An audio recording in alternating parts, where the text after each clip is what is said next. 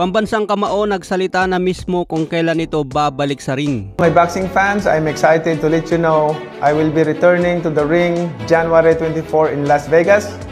Ayan mga boss, January 24 sa Las Vegas. Magantay lang daw tayo sa mga susunod na linggo kung sino ang kalaban niya. Sinabi ni Pacman sa press con sa Trilla in Manila 2, negotiating and finalizing na ang laban niya kay Rolando Romero. Ibig sabihin si Romero talaga ang kalaban nito mga boss. 3 pangalan lang naman ang binanggit na target ni Pacman.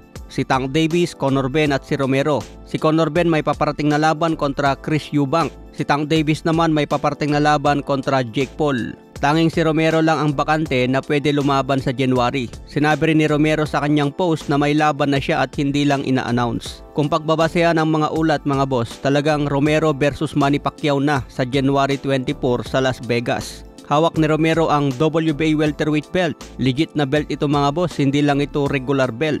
Nakuha ni Romero ang regular belt laban kay Ryan Garcia. Kaya na-promote na ito bilang full champion matapos bitawan ni Ennis ang titulo. Magandang bakbakan ito mga boss sa January. Sana manalo dito si Pacman para maging champion na. Ang tanong ngayon, kailan kaya magsimula mag-training si Pacman? Kung magsimula ito sa November, parang 2 buwan na lang ulit ang training. Dapat ngayong October pa lang mga boss, matinding training na para 3 months ang paghahanda kay Romero. Yung natitirang araw bago ang laban pahinga na. Samantala sinabi rin ni Ryan Garcia, kaya naman talunin ni Pacman itong si Romero. May lakas daw itong si Romero pero tiwala pa rin si Ryan Garcia. 100% na mananalo si Pacquiao.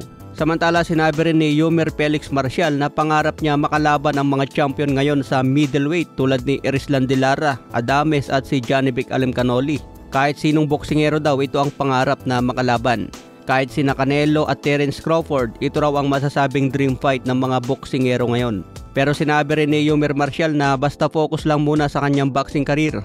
Mag-improve muna para handa sa kahit anong laban. Sa ibang banda naman, Jaron Ennis at Wisma Lima nagharap na. Sinabi ni Wisma Lima gagawa ngayon ng history dahil siya ang unang tatalo kay Jaron Ennis. Pero sinabi naman ni Ennis mga boss, kung tiwala ka, pustahan na lang tayo. Buong bayad nila sa laban, ipupusta na lang.